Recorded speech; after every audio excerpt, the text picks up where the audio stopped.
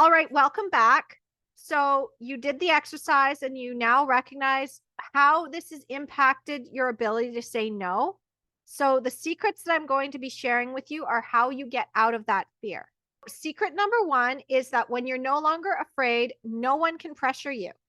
So this looks like when your care provider is pressuring you to have an induction and they talk about that scary stillbirth rate, or if you're trying to have a VBAC and they speak about the uterine rupture rate, or if they tell you that home birth is super dangerous, whatever it is, whatever scare tactic they're using, it doesn't work anymore because you're no longer afraid.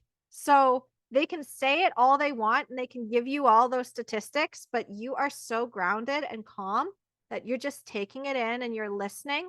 And you might even be like, wow, they are really, really trying to scare me right now. This is amusing at how much they're trying to scare me, but it's not going to work.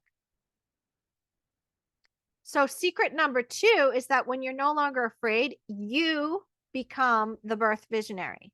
So, that means that instead of going by somebody else's idea of how your birth needs to go to be safe, you have now created your own birth vision. And if you remember from the first module, I talked about creating your birth vision. So, go back to that and recognize that you can actually have that. But in order to actually move towards it, you need to be basically like, this is happening. I have my backup plan. I have my safety, but I'm not afraid. I'm going to go for this. So a lot of my clients, they go into their VBACs and their natural births and they are excited. They are like, I am doing this. And no matter what anybody else tries to tell them, they're not afraid to do it. So they're moving towards their dreams and there's no fear stopping them.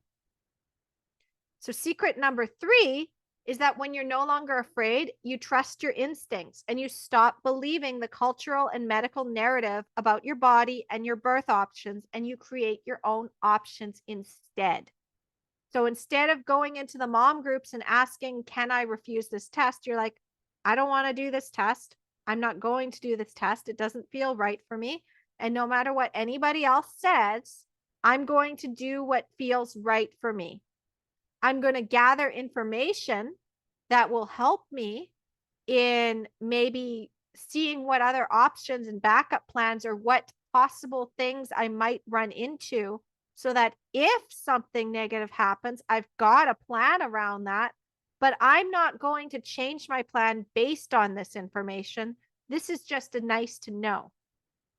So it's like recognizing it's like, okay, here are the worst case scenarios that could happen if I don't do this thing. But I'm not doing this thing. I'm just knowing what's there and then making a plan around that.